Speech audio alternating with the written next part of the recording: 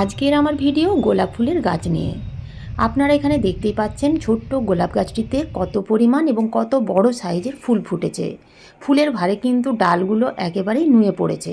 এই শীতেও যদি আপনাদের গোলাপ ফুলের গাছের গ্রোথ একেবারেই হচ্ছে না, কিংবা কুড়ি আসছে না বা ফুল ফুটছে না, গোলাপ গাছের ডালগুলো যদি একেবারে শুকিয়ে যাচ্ছে, তাহলে কি খাবার প্রয়োগ করলে বা কি পরিচর্যা করলে আপনাদের গোলাপ ফুলের গাছগুলো খুব কম সময়ের মধ্যে গাছগুলো অনেক বেশি ঝোপালো হয়ে উঠবে, গাছের প্রত্যেকটা ডালে কুঁড়িতে ভরে থাকবে এবং ফুলের সাইজ যথেষ্টই বড় হবে, জানতে গেলে ভিডিওটির সাথে থাকতে হবে।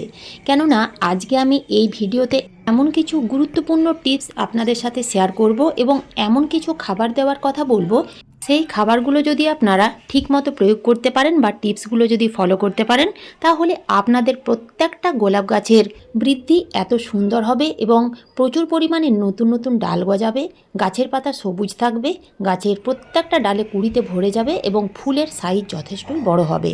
ভিডিওটা স্কিপ করে দেখবেন না, স্কিপ করে দেখলে অনেক কিছু অজানা থেকে যায়। যদি আপনারা সম্পূর্ণ ভিডিওটা দেখেন তাহলে অনেক কিছুই জানতে পারবেন। আর যদি ভিডিওটা ভালো লেগে থাকে তাহলে প্লিজ লাইক শেয়ার সাবস্ক্রাইব করে পাশে থাকার অনুরোধ রইল। নমস্কার বন্ধুরা, আমি সোনালি আর আপনারা দেখছেন সোনালিস গার্ডেন। শীতকাল মানেই গোলাপ ফুলের গাছ, প্রত্যেকের বাড়িতেই দুটো একটা গোলাপ ফুলের গাছ থাকবেই। গোলাপ গাছ হচ্ছে হার্ডি গাছ, একটু যত্ন করলেই এই গাছ বেশ কয়েক বছর বাঁচিয়ে রাখতে পারবেন। গোলাপ ফুলের গাছ থেকে সারা বছর কম বেশি ফুল পাওয়া যায়, কিন্তু গাছ ভরা ফুল নেওয়ার সেরা সময় হচ্ছে এই শীতকাল। তো গোলাপ গাছের গ্রোথ বৃদ্ধির জন্য, গোলাপ গাছ থেকে প্রচুর পরিমাণের ফুল নেওয়ার জন্য শুধুমাত্র গাছের মাটিতে যে খাবার প্রয়োগ করলেই সেই গাছ থেকে ভালো রকমের ফুল পাওয়া যায় তা কিন্তু নয়। খাবার প্রয়োগ তো করতেই হবে, তার সাথে সাথে বেশ কিছু টিপস আছে যেগুলো কিন্তু খুবই ছোট ছোট টিপস কিন্তু গুরুত্বপূর্ণ। তো সেই গুরুত্বপূর্ণ টিপসগুলো কী কী চলুন একটা একটা করে জেনে নেওয়া যাক। প্রথম টিপস হচ্ছে গোলাপ গাছগুলোকে ফুল সানলাইটে রাখতে হবে।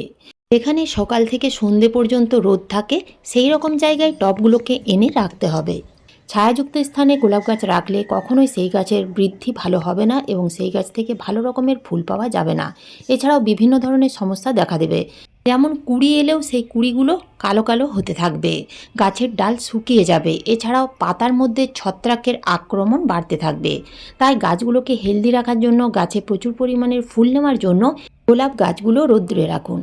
যদি আপনারা ব্যালকনিতে বাগান করেছেন কিংবা গোলাপ ফুলের গাছ রেখেছেন, তাহলে এমন জায়গায় নির্বাচন করুন যেখানে মোটামুটি 5 থেকে 6 ঘন্টা রোদ আসে। 2 নম্বর টিপস হচ্ছে এই সময় আপনারা নার্সারিতে বিভিন্ন ভ্যারাইটির বিভিন্ন কালারের গোলাপ ফুলের গাছ কিনে আনতে পারেন। তো যখনই আপনারা গোলাপ ফুলের গাছ কিনবেন, অতি অবশ্যই দেখে নেবেন সেই গাছ অনেক বেশি হেলদি বা ঝোপালো আছে কিনা। একটা লিকলিকের ডাল দেখে সেই গাছ কিন্তু কিনবেন না। গাছের নিচ থেকে অনেকগুলো ডালপালা বের হবে এবং গাছের পাতা সবুজ থাকবে, সেই রকম ঝোপালো দেখে গাছটা কিনবেন। তাহলে কি হবে, বাড়িতে এনে টবে প্রতিস্থাপন করার কিছুদিন পরেই দেখবেন গাছের গ্রোথ সুন্দরভাবে বৃদ্ধি পাবে এবং সেই গাছ থেকে ভালো রকমের ফুল পাওয়া যাবে। 3 নাম্বার টিপস হচ্ছে গোলাপ গাছের মাটিতে আপনারা কী রকমভাবে বা কতটা পরিমাণ জল দেবেন। এই জল দেওয়ার ওপরেই নির্ভর করে গোলাপ গাছে কুঁড়ি আসবে কি আসবে না, বা কুঁড়ি এলেও ফুল ফুটলেও সেই ফুলগুলো কতদিন টিকে থাকবে। বন্ধুরা, এই শীতে আপনারা চেক করে গাছের মাটিতে জল দেবেন। মাটি একেবারে শুকনো খটখটে রাখবেন না, বা জল থাকতে থাকতে আবার দ্বিতীয়বার জল দিয়ে দেবেন না।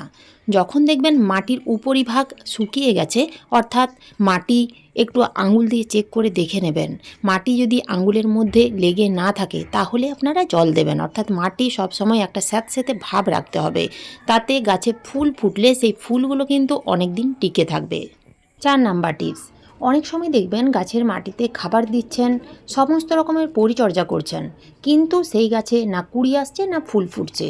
তো আপনাদের কি করতে হবে? তার জন্য আপনাদের এই কাজটা করতে হবে, কি জানেন? ডেড হেডিং, অর্থাৎ গাছের ডালের মাথাগুলো একটু করে কেটে দিতে হবে। এছাড়াও গাছের মধ্যে যদি ফুল থাকে, সেই ফুল যদি শুকিয়ে যায় তাহলে সেই শুকনো ফুলগুলো রেখে দেবেন না, সেই শুকনো ফুলগুলো কেটে ফেলে দিতে হবে। শুকনো ফুলগুলো যদি গাছের মধ্যে রেখে দেওয়া হয় তাহলে কিন্তু সেই গাছে আর কুঁড়ি আসবে না। তাই গাছের মধ্যে শুকনো ফুলগুলো কেটে ফেলে দিতে হবে। এছাড়াও যদি দেখেন এই রকম ডাল, অর্থাৎ এই যে এই গোলাপ গাছের ডালগুলো যদি ওপর থেকে নিচ দিকে শুকিয়ে যেতে থাকে, তাহলে এই শুকনো ডাল রাখবেন না। এগুলো হচ্ছে গোলাপ গাছের ডাইব্যাক এবং একটা ডাল থেকে কিন্তু আরও অন্যান্য ডালেও ছড়িয়ে পড়ে। এই ডাইব্যাক কিন্তু গোলাপ গাছের মারণ রোগ, একবার হলে খুব সহজে যেতে চায় না। তাই শুকনো ডাল কেটে ফেলার পরেই আপনারা সেই জায়গায় ফাঙ্গিসাইড বা হলুদের প্রলেপ লাগিয়ে দেবেন। 5 নাম্বার টিপস, গোলাপ গাছগুলোকে ঝোপালো করার জন্য 2 দিন অন্তর প্লেন জল দিয়ে গাছে স্প্রে করতে হবে। তাহলেই দেখবেন এই রকম নতুন নতুন ব্যাসাল শ্যুট বের হবে এবং গাছ অনেক বেশি ঝোপালো হবে। এই ব্যাসাল শ্যুট বার হওয়ার সাথে সাথে কিন্তু গোলাপ গাছে পোকামাকড়ের আক্রমণ বাড়তে থাকবে। তাই আপনাদের নিয়ম করে কীটনাশক এবং ছত্রাকনাশক স্প্রে করতে হবে। আপনারা যদি বাজার চলতি কীটনাশক বা ছত্রাকনাশক প্রয়োগ না করতে চান তাহলে বাড়িতেই আপনারা বেকিং সোডা গাছে স্প্রে করতে পারেন। এই বেকিং সোডা একদিকে যেমন কীটনাশক হিসেবে কাজ করবে, অন্যদিকে ছত্রাকনাশক হিসেবেও কাজ করবে। 1 লিটার জলে 1 চামচের 4 ভাগের 1 ভাগ দিয়ে ভালো করে ঝাঁকিয়ে প্রত্যেক সপ্তাহে একবার করে স্প্রে করবেন। 6 নাম্বার হচ্ছে গোলাপ গাছের 7 পাতা। গোলাপ গাছের গ্রাফটিং এরিয়ার নিচের থেকে যদি 7 পাতা বের হয় তাহলে কিন্তু সেগুলো রাখবেন না। এখানে দেখুন শুধুমাত্র একটা ডাল 7 পাতা বেরিয়েছে, বাকি ডালগুলো গ্রাফটিং এরিয়ার ওপর দিয়ে বেরিয়েছে। তাই গ্রাফটিং এরিয়ার নিচে যে ডালটা আছে সেই ডালটা রাখা যাবে না, সেই ডালটা কেটে ফেলে দিতে হবে। কেননা সেই ডাল জংলি ডাল, সেই গাছে কখনোই কুঁড়ি আসবে না বা ফুল ফুটবে না। সেই 7 পাতার ডাল যদি গাছের মধ্যে রেখে দেওয়া হয় তাহলে আমরা গাছের মাটিতে যে খাবার প্রয়োগ করব এই খাবারের বেশিরভাগ পুষ্টি সেই 7 পাতার ডাল শোষণ করবে, যার ফলে আমাদের প্রধান যে গাছ সেই গাছ বাড়তেই পারবে না। তাই গ্রাফটিং এরিয়ার নিচে 7 পাতা বের হলে সেই ডাল কেটে ফেলে দিন। 7 নাম্বার টিপস হচ্ছে গোলাপ গাছের মাটিতে খাবার প্রয়োগ। কী খাবার প্রয়োগ করলে গোলাপ গাছ হেলদি হয়ে উঠবে, নতুন নতুন ডালপালা গজাবে এবং প্রচুর পরিমাণে ফুল ফুটবে। তো গাছে খাবার প্রয়োগ করার আগে গাছের মাটি ভালো করে আলগা করে খুশে নিতে হবে এবং রোদ্রে একটু মাটি শুকিয়ে নিতে হবে। ভিজে মাটিতে কখনোই খাবার প্রয়োগ করবেন না। তো আজকে আমি গোলাপ গাছের মাটিতে চা পাতার সাথে আরও কয়েকটা খাবার যোগ করব। এখানে আমি 3টি গোলাপ গাছের মাটিতে খাবার রেডি করেছি। আপনারা যদি একটা গোলাপ গাছের মাটিতে খাবার দিতে চান এবং সেই গাছ যদি 10 ইঞ্চি টবের মাটিতে বসানো থাকে তাহলে 1 চামচ দেবেন চা পাতা, অর্থাৎ ব্যবহার না করা চা পাতা। 1 মুঠো দিতে হবে পুরনো গোবর সার। আপনারা পুরনো গোবর সারের পরিবর্তে ভার্মি কম্পোস্ট দিতে পারেন। আর দিতে হবে সর্ষের গুঁড়ো খোল, 1 চামচ দেবেন সর্ষের গুঁড়ো খোল। এই শীতকালে সর্ষের গুঁড়ো খোল অবশ্যই দেবেন, কেননা সর্ষের খোল হচ্ছে গরম খাবার, তাই এই শীতকালে গাছের জন্য অতি অবশ্যই গুঁড়ো খোল দেওয়া প্রয়োজন। আর দিতে হবে 2 চামচ পাকা কলার খোসা গুঁড়ো। প্রত্যেকটা খাবার খুব ভালো করে মিশিয়ে নিতে হবে। তারপরে একটা গাছের মাটিতে মোটামুটি 10 ইঞ্চি টবের জন্য আমি 1 মুঠ থেকে 1.5 মুঠো করে দিয়ে দিচ্ছি। আর আপনাদের আমি যে রেশিওতে দিতে বললাম সেই রেশিওতে দেবেন। টবের সাইজ বা গাছের সাইজ যদি ছোট হয় তাহলে পরিমাণ কমিয়ে দেবেন এবং বড় হলে পরিমাণ বাড়িয়ে নেবেন। এই খাবারগুলোর মধ্যে থাকে nitrogen, phosphorus, potassium, calcium, magnesium ছাড়াও বিভিন্ন পুষ্টিগুণ, যা একটা গাছের জন্য কিন্তু খুবই প্রয়োজন। খাবার দেওয়া হয়ে গেলে আমরা সাধারণত গাছের মাটিতে প্লেন জল দিই। তো আমি এখানে কিন্তু প্লেন জল দেব না, আমি এখানে জলের সাথে মিশিয়ে দেব হিউমিক অ্যাসিড। এই হিউমিক অ্যাসিড দানাদার, অর্থাৎ এই রকম ডাস্ট পাওয়া যায় আর একটা লিকুইড পাওয়া যায়। যদি আপনারা এরকম গুঁড়ো বা ডাস্ট দিতে চান তাহলে 1 লিটার জলে 1 গ্রাম দেবেন। অনেকেই বুঝতে পারেন না যে 1 গ্রাম কীভাবে মেপে দেব। তো 2 আঙুলে অর্থাৎ 1 চিমটি যতটা হবে ততটাই 1 লিটার জলে দেবেন, আমি সেইভাবেই দিই।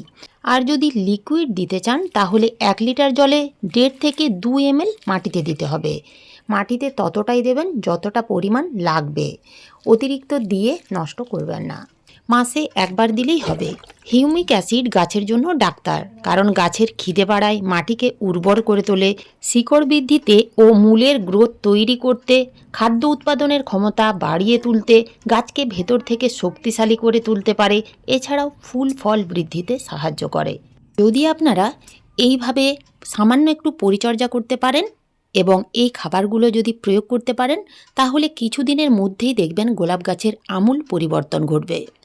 কেননা এই খাবার আমি প্রয়োগ করি এবং ভালো রেজাল্ট পেয়েছি বলেই আপনাদের সাথে এই ভিডিওটা শেয়ার করলাম।